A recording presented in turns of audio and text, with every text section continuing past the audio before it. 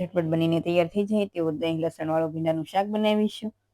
તો તેના માટે પેનમાં 3 મોટી સ્પૂન તેલ ગરમ થાય એટલે તેમાં અડધી સ્પૂન જીરું, સાથે 1 પિંચ જેટલી હિંગ અને 15 થી 20 લસણની કળી લીધી છે તે એડ કરીશું.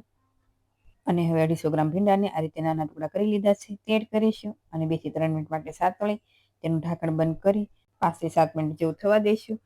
અને વચ્ચે તમારે એકાદ વાર ચલાવી લેવાનું.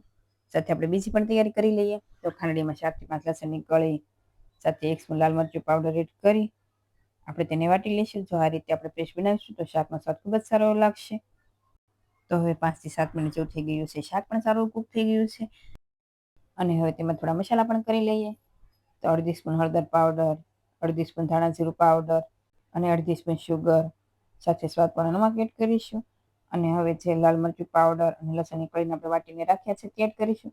અને હવે લસણની કચાશ દૂર ન થાય ત્યાં સુધી આપણે તેને સાતળી લેવાનો છે. અને ભીંડો પણ સારો એવો ડ્રાય થઈ જશે. અને હવે ભીંડો સારી રીતે ડ્રાય થઈ જાય એટલે તેમાં 3 થી 4 સ્પૂન મોળું દહીં એડ કરીશું. અને દહીંની જગ્યાએ તમારે છાશ એડ કરવી તો પણ કરી શકાય.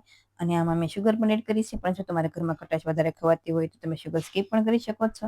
અને દહીં એડ કરી 2 થી 3 મિનિટ માટે થવા દઈ ગેસની ફ્લેમ બંધ કરીશું. તો શાક પણ તૈયાર છે.